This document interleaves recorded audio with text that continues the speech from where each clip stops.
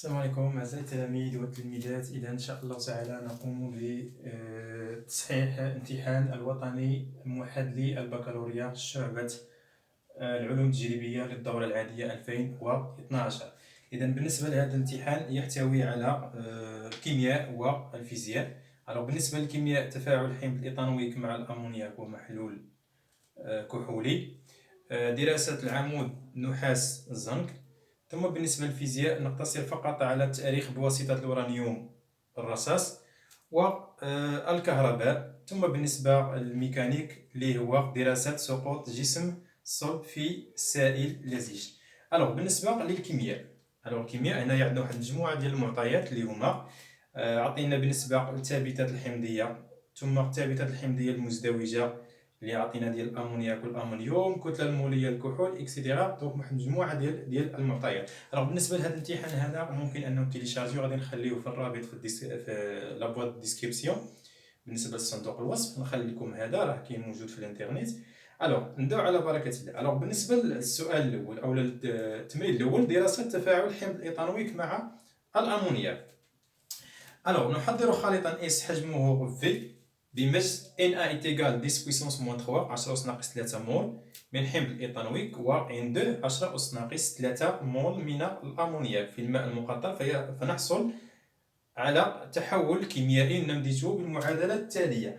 مطلوب منا في السؤال الأول أنشئ الجدول الوصفي لتطور هذا التفاعل. بالنسبة للجدول الوصفي، الجدول الوصفي هنايا معروف الطريقه ديال رسم الجدول الوصفي، فقط نقتصر على المعادله. اذا عندنا حمض ايثانويك زائد امونياك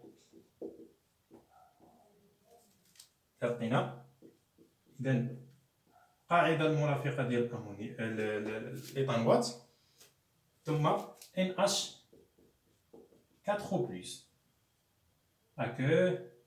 بالنسبه للحاله الفيزيائيه ديال كل واحد فيهم تما. هنايا هنا بالنسبه للحمض الايثانويك يتفاعل مع قاعده اللي هي الامونياك، ينتج عنه قاعده مرافقه للحمض الايثانويك اللي هي كنسموها بالايثانوات، ثم كيعطينا الحمض المرافق للقاعده ديال الامونياك اللي كنسموه بالامونيوم.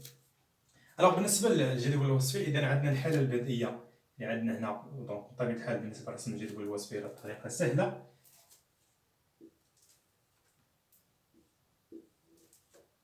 إذا هنايا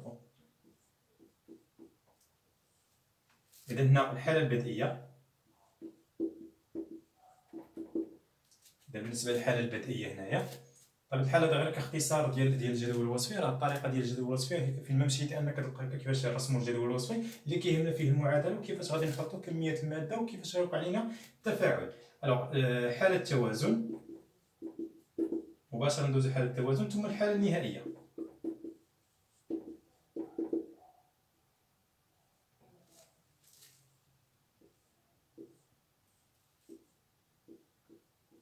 غنحاول ما غاديش نزرب ان شاء الله تعالى.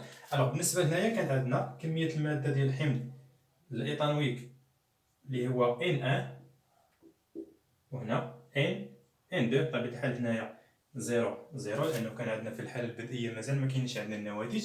الحاله ديال عند التوازن N1 ناقص X إكيليبر، ثم N2 ناقص X إكيليبر.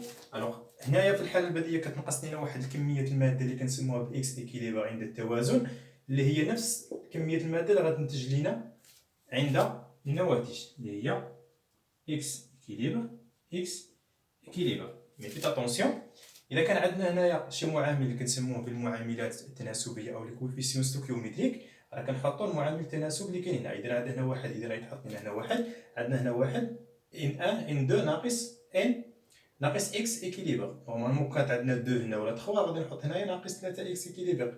ميم شوز هنا بالنسبه لي برودوي ولا النواتج. الا كان عندنا هنايا هنا واحد، حطينا هنا واحد، كان جوج، غادي نحط هنا جوج اكس اكيليبر اكسيتيرا. بالنسبه للحاله النهائيه عند اكس ماكس، اذا N1 ناقص اكس ماكس N2 ناقص اكس ماكس. هنا اكس ماكس اللي تكونت ليا كحاله بدئيه في حالة إلا كان عندنا تفاعل تام، ثم إكس ماكس. فوالا هذا هو الجدول الوصفي اللي كيحدد لنا الطبيعة ديال التفاعل الكيميائي. إذن هذا كان 1. السؤال 1 أوجد تعبير خارج التفاعل عند التوازن بدالة بكا 1 و بكا 2. ألوغ حنا كنعرفو بالنسبة هنايا 1 خارج التفاعل كنسميوه بالفرنسية كوسيون دو رياكسيون R QR. فوالا هنا كنهضرو هنا عند التوازن. إلا كان في الحالة البدئية كندير هنا إنيسيال، كان في الحالة عند التوازن كندير إكيليبر بدلالة بكا 1 و بكا 2 ثم أحسب قيمته. ألوغ اللي كنعرفو حنايا نعلم أن QR إكيليبر شنو كيساوي ليا؟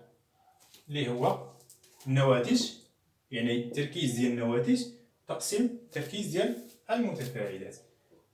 ألوغ التركيز ديال CH3 COO- عند التوازن ضرب التركيز ديال NH4 بلس اون إكيليبر مقسوم على التركيز ديال الحمض إيطانويك عند التوازن مضروبة التركيز ديال NH3 عند التوازن. فوالا دونك هذا هو بالنسبة للفورمول جينيرال ديال خارج التفاعل.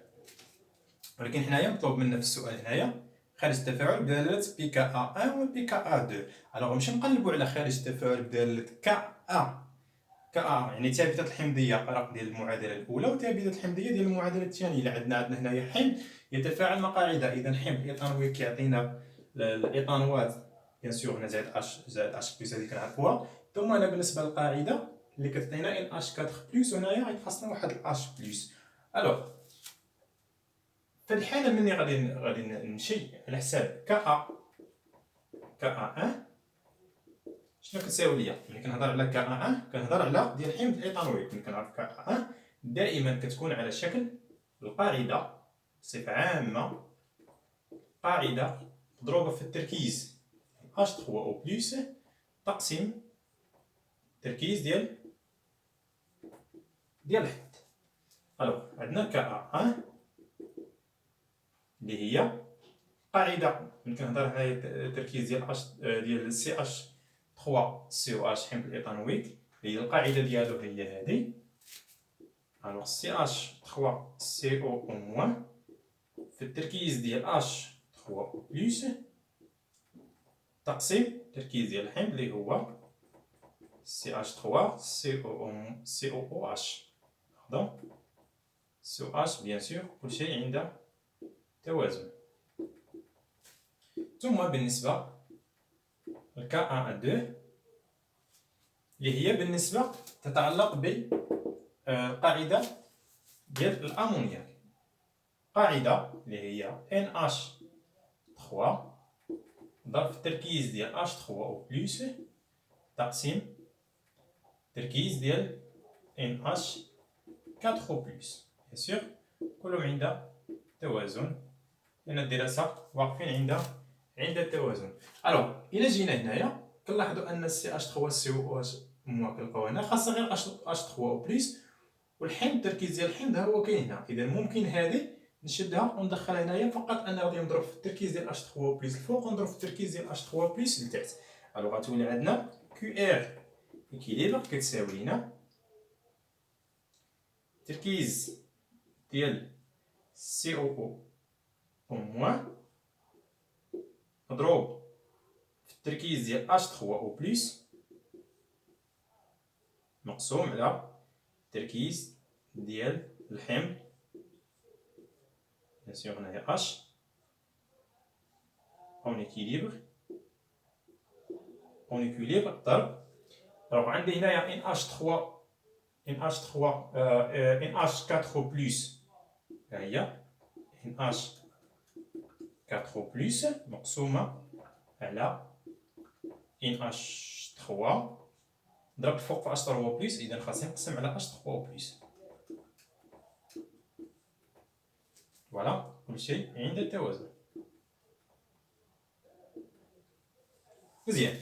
الوغ شنو كيبان لي هنا؟ كتبان لي هذه هي كا ان. الوغ تولي عندنا كيو ار كيليبر كتساوي هنا كا ان مضروبه فاش؟ وهذه في المقلوب ديال، الا شفنا هاد كا ان دو كيفاش مكتوبه كنلقاوها انها المقلوب ديالها مضروبه في المقلوب ديال كا دو. الوغ اللي كتولي كتساوي هي كا ان سور كا دو.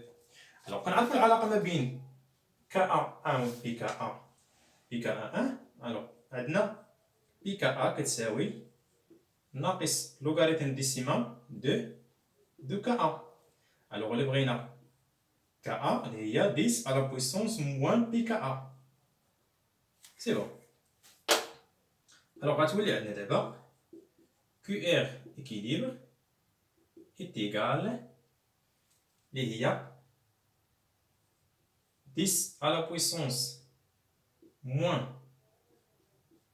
pi ka 1 مقسومة على 10 à la puissance moins pi ka 2. الوغ إلا بغينا التطبيق العددي مباشرة غادي نمشيو نديرو التطبيق العددي ديالها. دونك عندنا هنايا اللي هي 10 à la puissance. Alors pi ka A1 اللي هي moins 4,8 divisé par 10 à la puissance moins 9,2 اللي غتعطينا القيمة هنايا. دونك هنا كتبقى لينا العملية ديال الكالكول. Alors 10 à la puissance moins 4,8 divisé par 10 à la puissance moins 9,2, ça fait, donc on a scientifique 7, 3, c'est 2,5, c'est 2,5 fois 10 à la puissance 400 unités. Voilà, c'est un nombre qu'on a trouvé là, qui est avec équilibre. Il y a concentration divisée par concentration, concentration divisée par concentration. On va simplifier les unités. Donc, ما بقى لنا حتى شي unité لأن كتعلق لنا فقط بلا température ولا درجة الحرارة. إذن هذه هي بالنسبة للسؤال اللي كان عندنا هنايا اللي كان مطروح. واحد جوج أوجد تعبير خارج التفاعل عند التوازن بدالة بي كا أو وصلنا ليه هنايا. ثم وحسب قيمته والقيمه ديالو هي هذه. كيبقى لنا هذا التطبيق العددي غيمبقاش ليا ليسباس في الطابلو. هادشي علاش درت انا التطبيق العددي، وممكن انني نشد كا ايكيليبر ونجي ندير التطبيق العددي تحت منها ونخرج الريزلطا وتعطينا هي 2.51 في 10 أس 4 ونكون هنايا جاوبت على السؤال واحد جوج. الوغ السؤال واحد 3 اوجد نسبة التقدم النهائي الضوء وتحقق ان التفاعل كلي. اذا بالنسبة للطابلو هذا نبقاو عاقلين عليه، خصوصا بالنسبة للمرحلة الأخيرة نعقلو غير على هاد المرحلة هادي.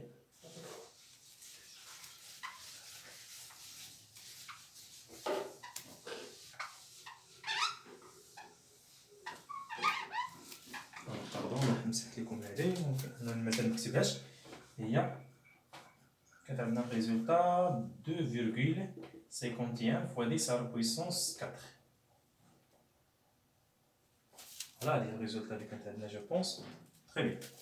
الوغ بالنسبة للسؤال واحد 3 أوجد نسبة تقدم نهائي الضوء تحقق أن التفاعل الكلي. الوغ باش كنعرف أن عندنا نعلم أن الضوء اش كتساوينا اللي هي إكس إكيليبر ديفيزي باغ إكس ماكس. إكس إكيليبر ديفيزي باغ إكس ماكس هذه هي نسبة التقدم. الوغ بالنسبة لإكس ماكس دونك بالنسبة للتفاعل عندنا كمية المادة نفس كمية المادة N1 هي واحد 10 بويسونس موان 3 وكمية المادة الثانية هي 10 بويسونس موان 3. إذا حنا في هذه الحالة ملي كيكون عندنا نفس كمية المادة هذا لا داعي أنا باش نقلب على شكون هو المتفاعل المحيط. بيان سور راه واحد فيهم متفاعل محيط لأن عنده نفس كمية المادة غيساليو جوج.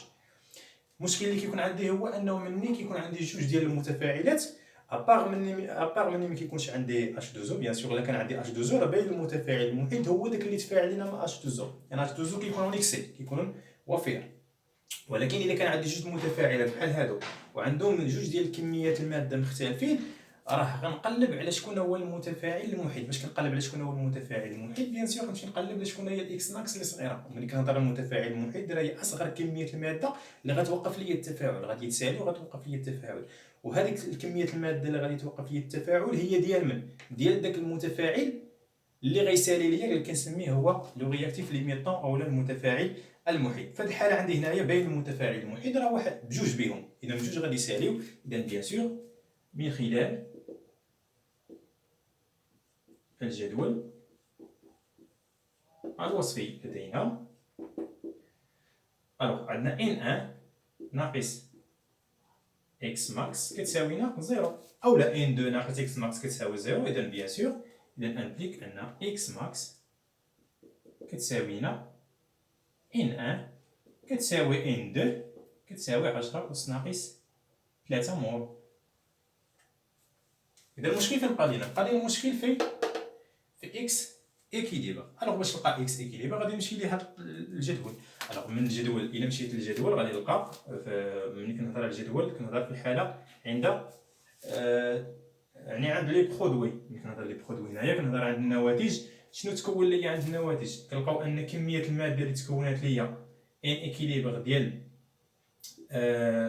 ان اش 4 بلس كتساوينا كميه الماده اللي تكونات ليا عند التوازن ديال سي او ديال الامونيوم ديال الايثانوات اللي هي اكس اكيليبر. اوكي. الوغ فهاد لوكا هادي باش كنلقى ان اكس اكيليبر، اذا نمشي نرد هادو على شكل تراكيز. الوغ رديت مع شكل تراكيز، بيان سور نقسم هنايا على الفوليوم، نقسم هنا الفوليوم ديال لا سوليسيون، نقسم هنايا على الفوليوم باش يولي عندي التركيز ديال NH4 بلس كتساوي ليا التركيز ديال CH3CO موان، بيان سور هنا كلهم عند التوازن كتساوي ليا إكس إكيليبر على في. تقول لي علاش هنايا مشيت خديت التراكيز؟ لأني ما عنديش ملي غادي نجبد هاد إكس إكيليبر، عندي حالة واحدة اللي غادي نجبد منها إكس إكيليبر، هو غادي نرجع الكوسيون دو رياكسيون، لأني كنشوف كوسيون دو رياكسيون كيفاش دايرة هنايا. الوغ هذا في هاد الحالة. ثم بالنسبة انطلاقا من الجدول، إلا مشينا الجدول على اليسار ديالو لتحت، مشي لتحت بيان سور كنهضر عند التوازن.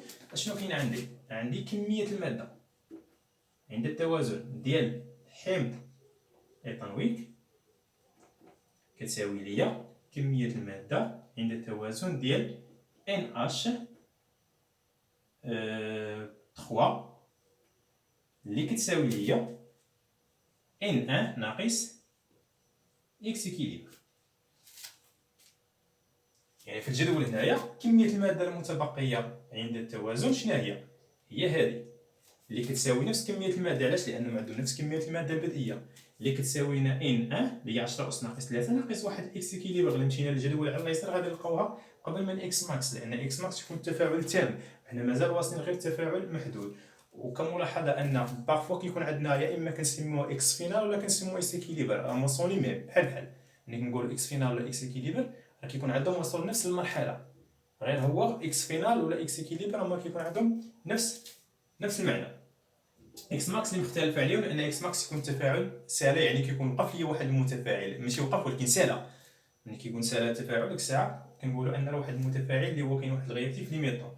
الوغ هنايا غنردو نتوما على شكل تراكيز، نقسم كلشي على في ونقسم هذه حتى هي على في.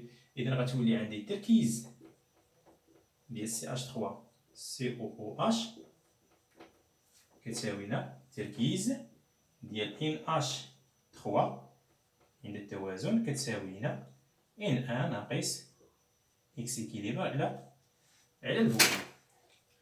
ونرجعو لهاد العلاقة هي فين هي.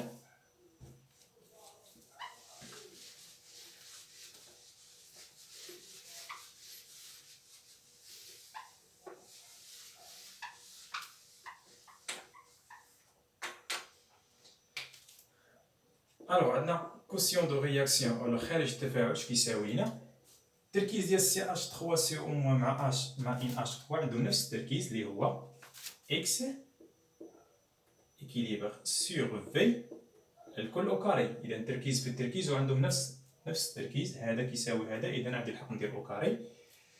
ثم التركيز ديال حمض الايثانويك مع الامونياك تا هما عندهم نفس التركيز اللي هي ان ان، واحد ان اولا ان دو راهما بحال ان ان موان اكس كيليبر سور في او كاري.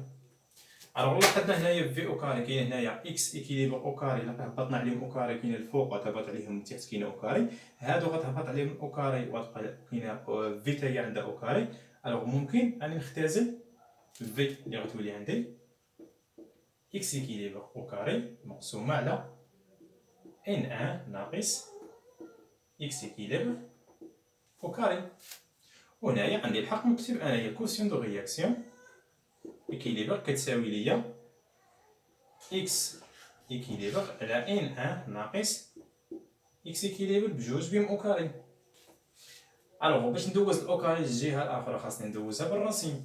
اذا عندي الحق يولي عندي نكتب هنايا راسين دو الكوسيون دو رياكسيون كتساوينا اكس اكيليبر على ان ان موان اكس اكيليبر. سي بون. الوغ اذا شنو نقلب انا؟ كنقلب على اكس اكيليبر لان اكس ماكس راه ديجا لقيتها، بقات عندي مشكل في اكس اكيليبر باش نقارنها باش نشوف الضو ونستنتج التفاعل واش تام ولا غير تام. اذا باش نجبد اكس اكيليبر بيان سور غندير عمليه النشر. اذا غنديفلوبي هذه غنضربها في هذه وهذه مقسومه على واحد. اذا هذه مقسومه على واحد كتولي عندنا اكس اكيليبر في واحد هي اكس اكيليبر كتساوي لنا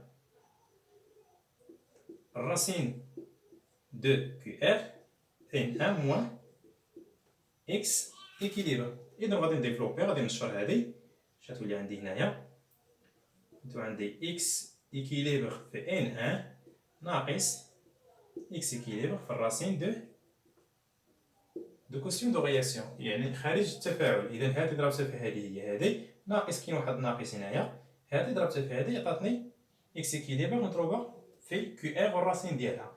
اذا غنجيب هذه هنايا، اذا جبت هذه هنا اش غتولي عندي اكس اكيليبر مادام ان هذه مسبوقه بناقص، اذا جيت للطرف الاخر غتولي مسبوقه بزائد اكس اكيليبر لان خاصني نجمع انا المجهول عندي هو اكس اكيليبر في الراسين دو كوسيون دو رياكسيون اش غيساوي ليا، غتبقى عندي هنا ان ان في كيو ار. الوغ اذا نعمل ب اكس اكيليبر اش غتبقى عندي هنايا؟ بقى عندي هنا واحد زائد الراسين دو كيو ار اش غتساوي ليا هي ان ان في الراسين دو كيو ار اكيليبر. الوغ بقات عندي هاد الطرف هنا وعندي اكس اكيليبر مضروبه في هذا. اذا كنقلب انا على اكس اكيليبر جمعتها هي لقيتها. اذا غنمشي هذه نشدو نقسمها، الضرب كيدوز بالقسمه.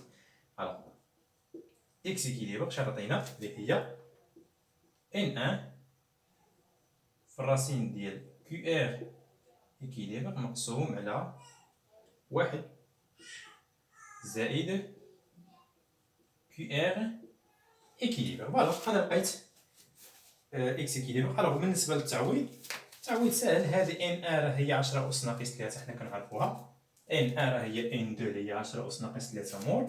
كيو ار اكيليبر حنا لقيناها هي 2.51 في 10 اس 4 كندير لها الراسين ديالها مقسوم على واحد زائد الراسين ديال هذه. ديريكتومون غنعطيكم الريزولت شحال كتساوي ليا هنا. سهله بالنسبه للتطبيق العادي. هذه راه غادي نعوض هذه ب 10 اس ناقص 10 اس ناقص 3 مول، هذه غنعوضها ب 2.51 في 10 اس 4 وما ننساش الراسين هنا كاين الراسين على واحد زائد كيو ار اكيليبر.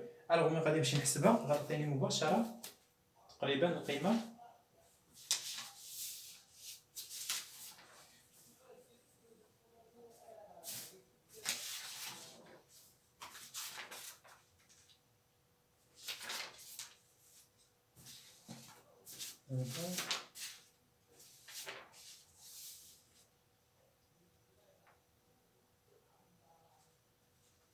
تسعود فاصلة 94 في 10 أس ناقص 4 10 أس ناقص 4 مول. إذا غطينا 9.94 في 10 أس ناقص 4 مول. اذا غنجي نعوض هنايا، غنعوض اكس اكيليبر بالقيمه ديالها هي 9.94 فاصلة ناقص 4. اكس ماكس راه ديجا كالكولي، هي اللي عندي هنايا. الوغ غادي نمسح هاد لابارتي هادي.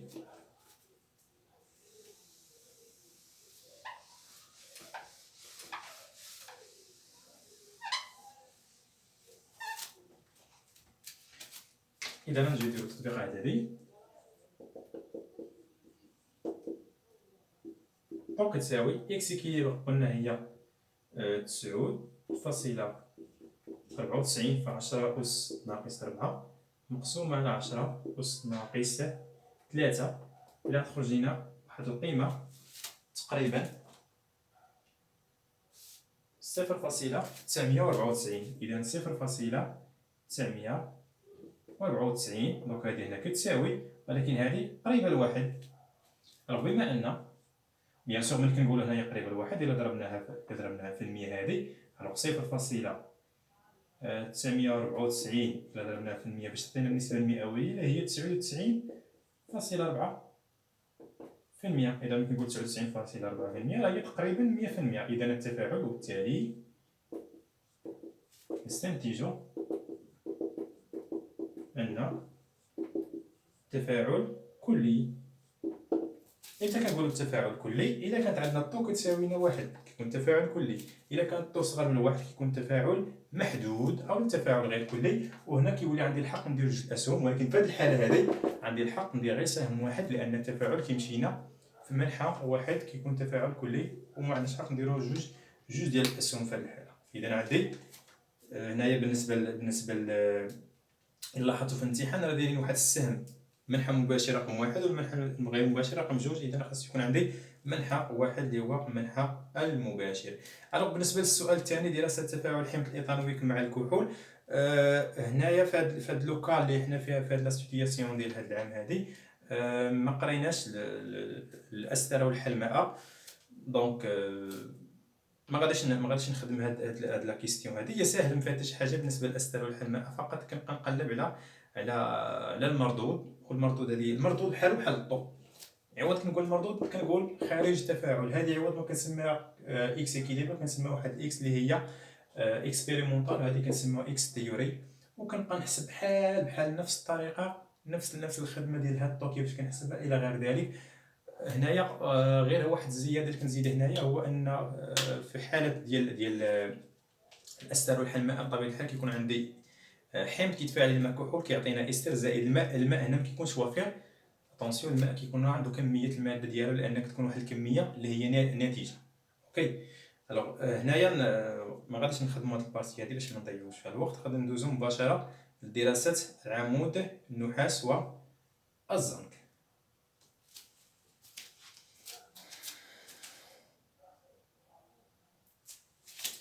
الوغ بالنسبه للحاله او التمرين التالي اللي هو دراسه العمود والزنك، يعني هنايا كنهضر على البيلدانيه لهنايا.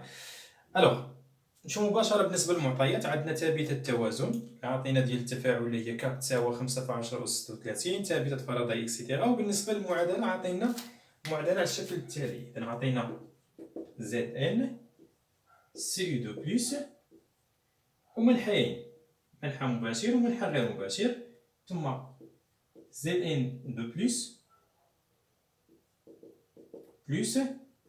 سي يو بيان سور هذا سوليد هذا هكا، دونك ما كيهموناش بالنسبه للحالات الفيزيائيه. وهنا سوليد.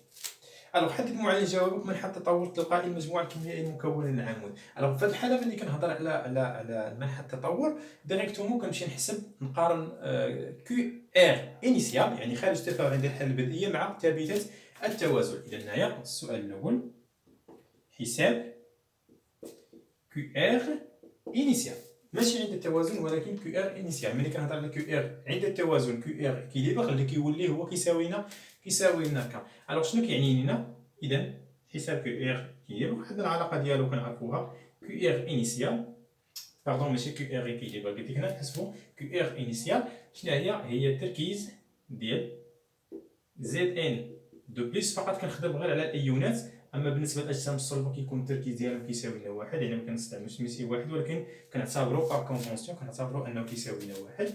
انيسيال هذا التركيز ديال CU2 إنيسيال. اعتبرت أن ZN2 كاين في النواتج، واعتبرت أن CU2 كاين في المتفاعلات، سينون ممكن نخدم الحالة العكسية ديالها وغادي نلقى نفس الجواب.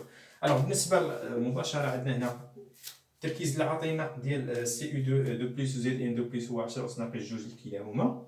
ألوغ 10 أس ناقص 2 هنايا 10 أس ناقص 2 اللي غتساوي لنا 1. ألوغ بما أن QR إنيسيال صغر من K، علاش؟ لأن K كتساوي 5 في 10 أس 36، فإن التفاعل يتطور في المنحى المباشر. رقم 1. يمكن نقول المنحى المباشر رقم 1 يعني شنو كيوقع لي هنا؟ ZN كترجع لنا ZN2 يعني كيوقع ليها عملية الأكسدة، و CU2 كيوقع لها اختزال كترجع لنا سو فورم دو CU2. ألوغ كيفاش كنخدم هذه؟ عندي واحد نسميه هنايا واحد لاكس اللي هو كيتعلق لينا واحد السلم هنا.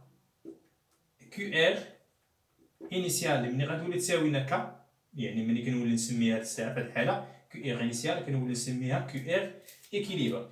ملي كتكون تلقى أن QR إنيسيال صغر من K، عرف أن المجموعة تتطور في المنحى المباشر. المنحى المباشر هو هاد المنحى. ملي كتلقى QR إنيسيال كبر من K، عرف أن المجموعة تتطور في المنحى غير المباشر. الوغ الحالة اللي لقينا هنا QR إنيسيال صغر من K، إذا لقينا أن المجموعة تتطور في المنحى المباشر، وبالتالي كتولي عندنا المعادلة هي على الشكل ZN زائد CU2 بلس كندير لها سهم واحد اللي كتعطينا ZN2 بلس CU. بالنسبة للحالات الفيزيائية راه مكيهمونيش هنايا، ولا الذي يعنينا أن نبقى نكتب فيهم هنا، ولكن ما تنساوش أن في الامتحان ضروري تكتبوهم لأنه كيركزوا عليهم، كاين اللي كيركز عليهم وكاين اللي كيركز، ولكن من الأحسن أننا نكتبوهم. السؤال الثاني: مثل تبيان اصطلاحي العمود المدروس. الوغ ثانيا ملي كنمثل التبيان الاصطلاحي شنو كيوقع ليا؟ ZN كتوقع ليها عملية الأكسدة، إذا كترجع لنا سو فورم دو ZN2 بلس، و CU كيوقع لها اختزال. الوغ ملي كنقولو هنايا ZN الوغ حسب أنصاف المعادلات التالية. الوغ شنو كيوقع ل ZN كترجع لينا على شكل ZN2 بلس 2 إلكترون، إذا هنا أكسدة أنودية. الوغ ملي كنقول أكسدة أنودية في الحالة ملي كيكون عندي هنايا العمود، أكسدة أنودية كيكون عندها قطب سالب، ثم CU2 بلس كيوقع لها اختزال كترجع لينا سو فورم دو CU اختزال كاثودي. هنايا كيكون عندها القطب الموجب. إذا بطبيعة الحال هنا بالنسبة للتبيان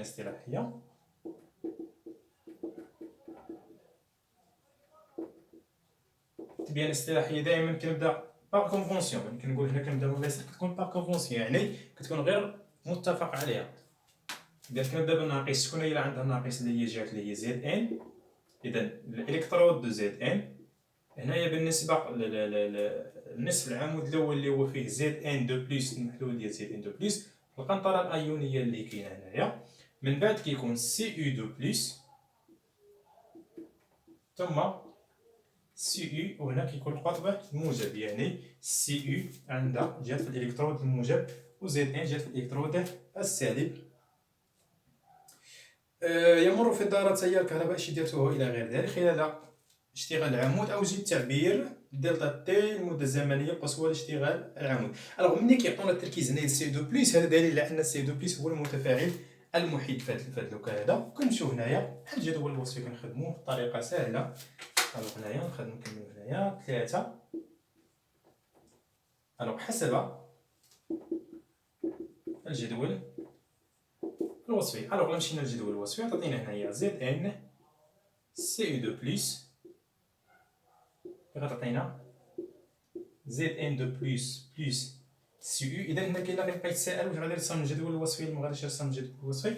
اذا ممكن ترسم الجدول الوصفي، ما غاديش يطلب منك وقت بزاف. بطبيعه الحال الا ما رسمتيش ماشي مشكل، لانه ما مطلوبش اصلا في السؤال هنا في هذا لوكا. اذا حسب الجدول الوصفي شنو كيكون عندي هنايا؟ عندي هنا ان ان نسميناه هنايا ان انيسيال دي زد ان، ثم ان انيسيال دو سي يو دو بلس. الوغ ان انيسيال دو زد ان ناقص اكس،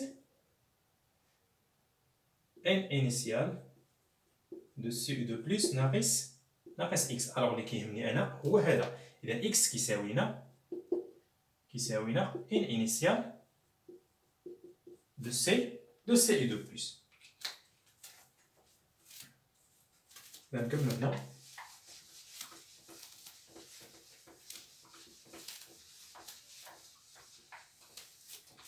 الوغ بالنسبه للعلاقه ديال فاراداي اللي كنعرفوها قلنا الوغ كيو شنو كتساوي لينا؟ اللي كتساوي لنا اي فوا دلتا تي. الوغ الا كانت هذه كيو ماكس، يعني كميه الماده كميه الكهرباء القصويه اللي غادي تجتاز العمود كتساوي لنا هي اي في دلتا تي ماكس. اوكي. وعندنا كيو اش غتساوي لنا؟ إذا كمية المادة ديال الإلكترونات مضروبة في اف. الوغ بما أن كمية المادة ديال الإلكترونات اللي عندنا هنايا، عندنا كمية المادة ديال الإلكترونات اللي هي اكس ماكس كتساوي لنا حول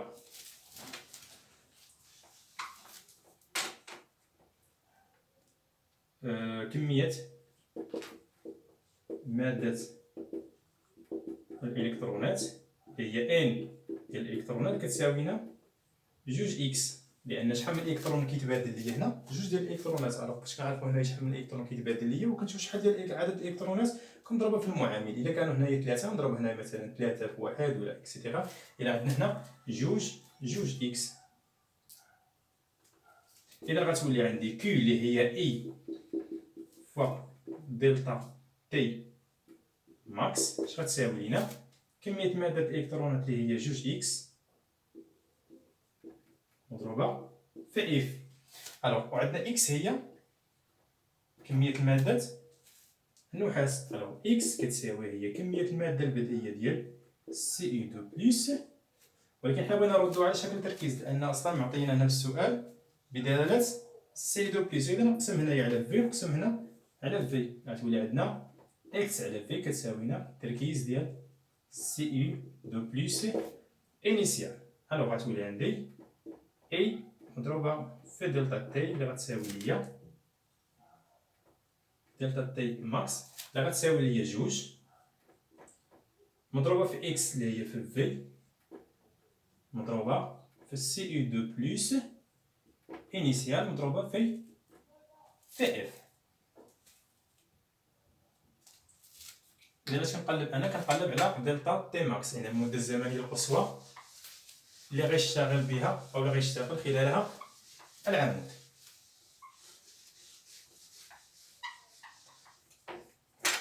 الوغ تبقى عندنا كيسيون ماتيماتيك. إذا دلتا تي هي مطلوبة في السؤال هنايا، دلتا تي ماكس اللي غتساوي لنا هي جوج في الفوليوم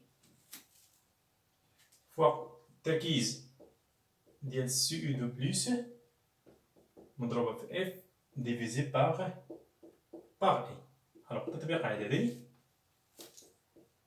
دلتا تي اللي هي جوج، الفوليوم اللي معطينا هنا بون 200 مليلتر اللي هي 200 في 10 أس ناقص 3 مضروبة في التركيز اللي عاطينا ديال سي دو بلس هو 10 أس ناقص جوج. بطبيعة الحال في اف اللي هي 96500 هي 9.65 في 10 أس 4 ديفيزي باغ اي الشدة التيار الكهربائي القصوية التي تمر اللي هي 75 في 10 أس ناقص 3. الوغ تبقى عملية الحساب اللي غتخرج لينا القيمة تقريبا. نحسبو اونصومبل. غيعطينا هنايا 2 multiplié par 210 puissance moins 3 multiplié par 10 puissance moins 2